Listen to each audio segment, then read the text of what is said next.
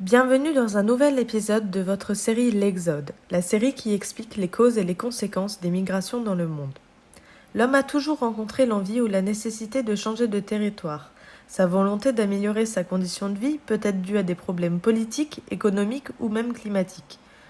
De ce fait, on a vu au cours du temps une multitude de migrations s'effectuer, toutes n'ayant pas la même importance.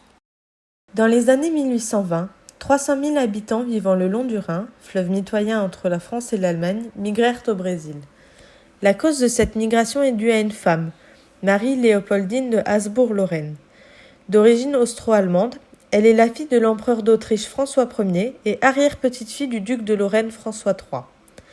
C'est lors de son mariage avec Pierre Ier, empereur du Brésil et roi du Portugal et des Algarves en 1828, qu'elle devient impératrice du Brésil. À cette époque, le commerce triangulaire touche à sa fin. Les esclaves se révoltent et se regroupent en tribus.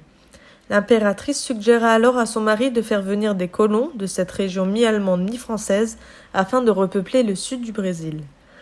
Des recruteurs allèrent donc le long du Rhin, proposer aux plus téméraires des agriculteurs un contrat très alléchant. Chaque paysan qui déciderait de partir à l'autre bout du monde se verrait offrir des hectares de terre fertiles et des titres. Les 300 000 locuteurs de plate, qui est le dialecte local de cette région, sont donc arrivés au Brésil et y ont apporté leur culture si atypique et traditionnelle. Aujourd'hui, les traces de cette migration sont encore bien présentes au Brésil, puisqu'on estime qu'entre 2 et 3 millions de personnes parlent Huns-Roquiche au Brésil, ce qui en fait la deuxième langue la plus parlée du pays.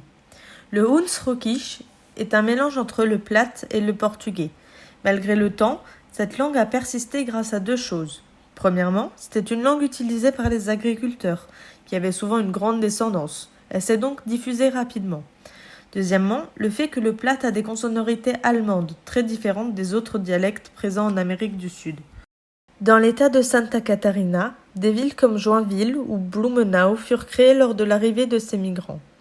Elles sont encore aujourd'hui des rappels historiques et culturels de par l'architecture des bâtiments, qui semble être réalisée avec un style allemand, ou encore avec la présence de nombreuses maisons à colombages.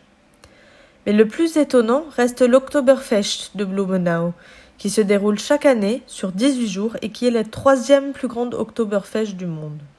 On y retrouve toutes les coutumes de cette fête très traditionnelle, comme les costumes, la bière, la musique allemande ou encore les bretzels. Pour retrouver d'autres histoires de migration, venez visiter notre chaîne.